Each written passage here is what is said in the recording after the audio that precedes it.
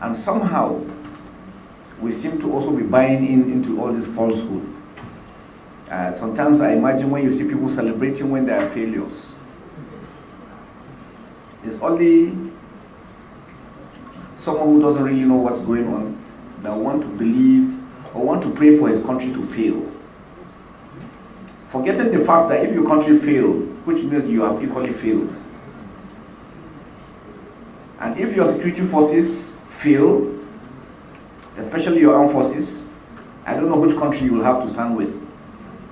First and foremost, we must look at ourselves as Nigerians.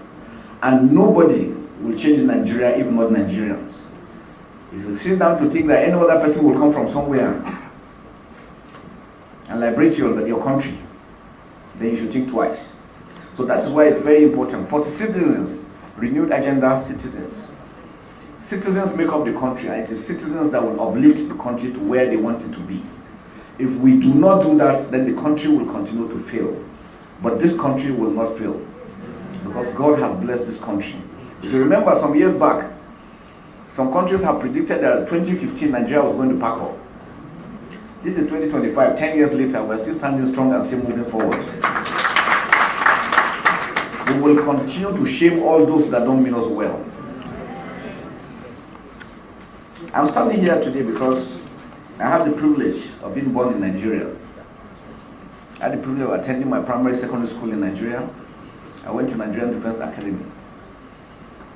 Vice Admiral Gambo were the ones that brought us up at the academy.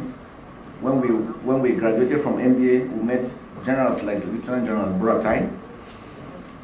My first contact with him was when he was commandant in the Nigerian Army School of Infantry, then as a brigadier general, and I was a colonel.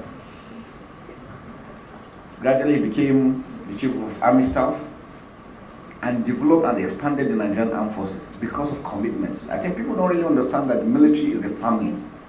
And our family transcends just friendship. It goes down to family line. And we find that mostly we know our families, we know our children, we know our parents. That is how we grew up. And so mentorship in the military is unique because it's continuous. Every one of the retired personnel that here has played major roles in our lives, me particularly. Just support your government, because without your support, it's not possible. National security, citizenship, everybody has a role to play. It is when we come together to uphold this that this country will thrive, not allowing the enemy to break into gaps between us. Boko Haram started because we protected them. They started as a small group, and if it had been nipped in the bud, we probably wouldn't have gotten to where we are today. The Lakrawas came in, we brought them in, and we said they are our friends and their families until they started attacking us. The message here is, when you grow a monster, he grows beyond you and wants to take more from you.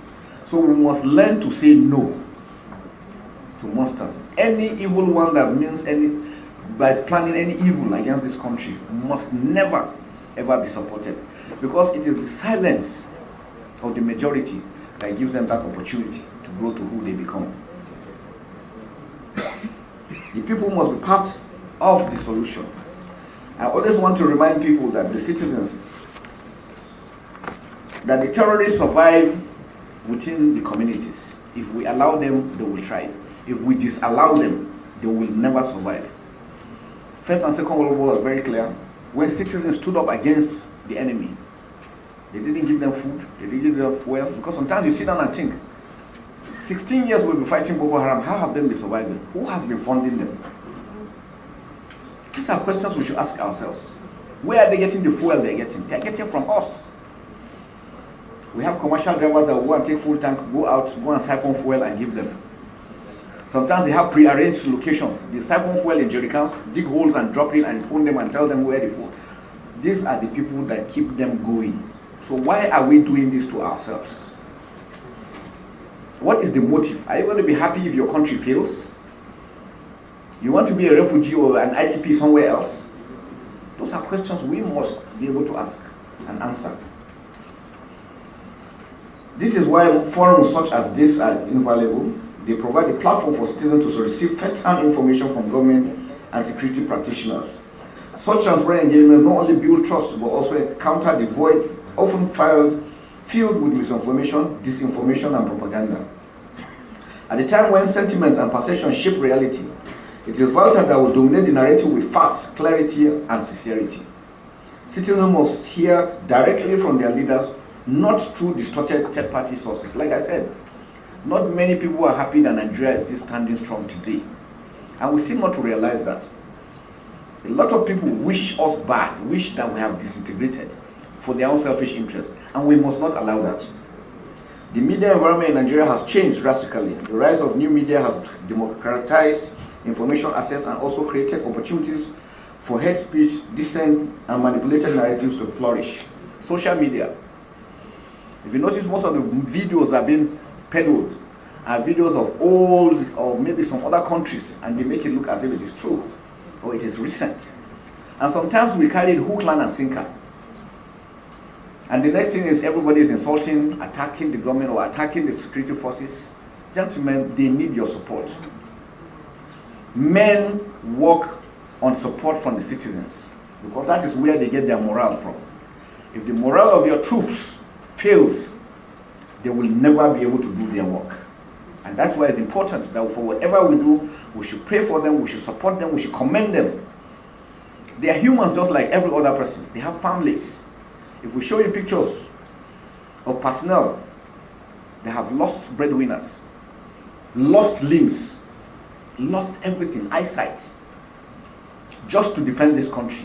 So sometimes when you go to bed and you lie down and you sleep and you close your eyes and you put your AC, or you don't have AC, or you sleep and you dream, remember that there are some people that are standing there in their trenches from morning till evening every day to ensure that you are able to go to your room and sleep. They don't have that luxury, they don't have that luxury.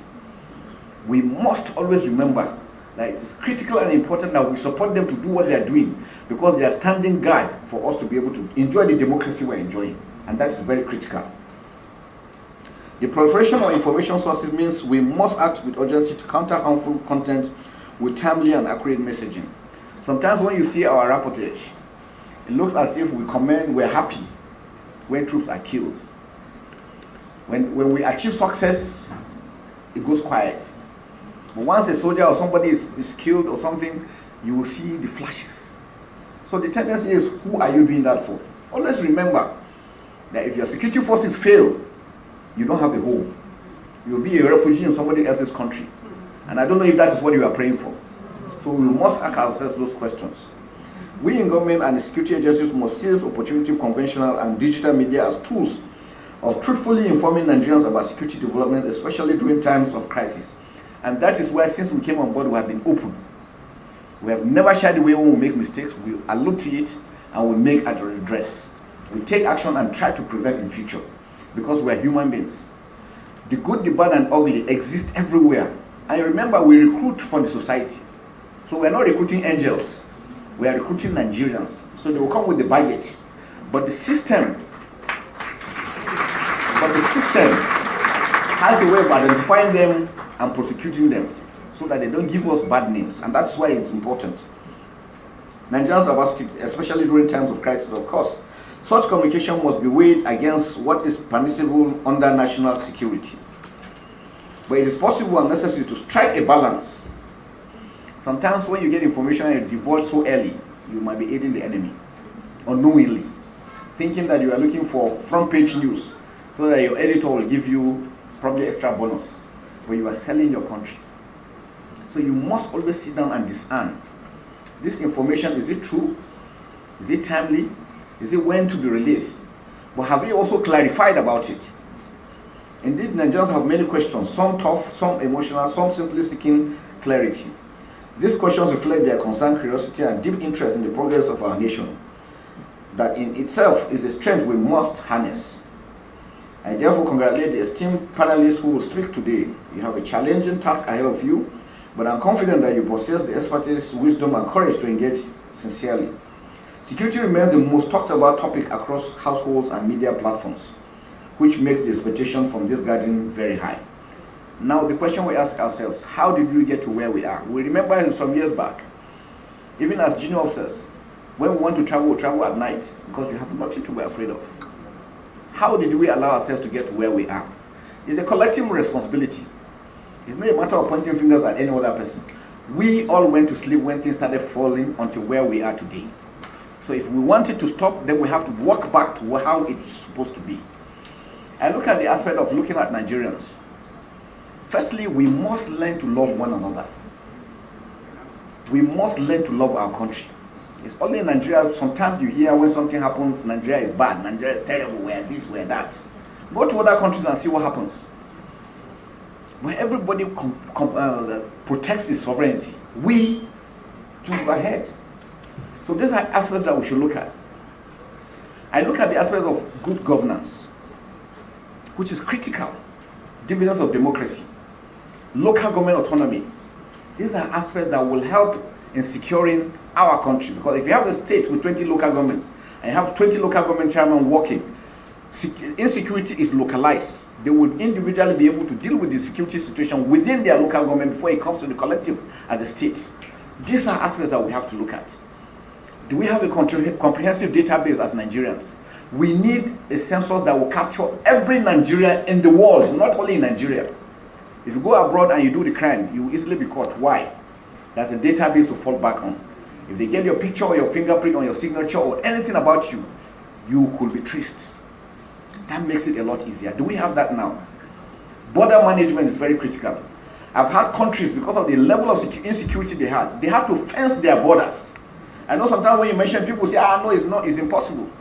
Pakistan fenced 1,350 kilometer border with Afghanistan. That was the only time they had peace. Saudi Arabia and Iraq, 1,400 kilometers fenced completely.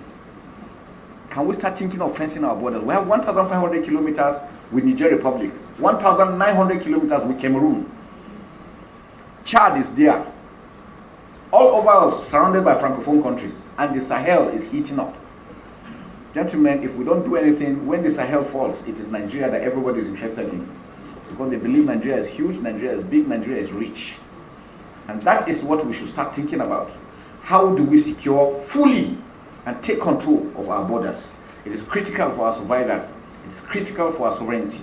We must not shy away from these things. It might be expensive. It will be a penny wise, pound foolish if we don't. We must stand up to be counted together as Nigeria for Nigeria. As I conclude, let me once again commend the Director General and the CEO of Voice of Nigeria for the foresight to actualize the important and timely initiative. Its ongoing innovation within the Voice of Nigeria, such as the expansion of Voice of Nigeria's international broadcasting to tell Nigeria's story globally, are both commendable and strategic. We must learn to tell our stories. Don't allow anybody to do that. And they say until the day that the lion knows how to speak, the hunter will always tell his own story. It is important. I urge us all to embrace today's conversation with open minds and patriotic hearts. Together, let us build a safer, more united and prosperous Nigeria. The renewed agenda is real. We, together, will make that work. Subscribe to Onika Jesus Boy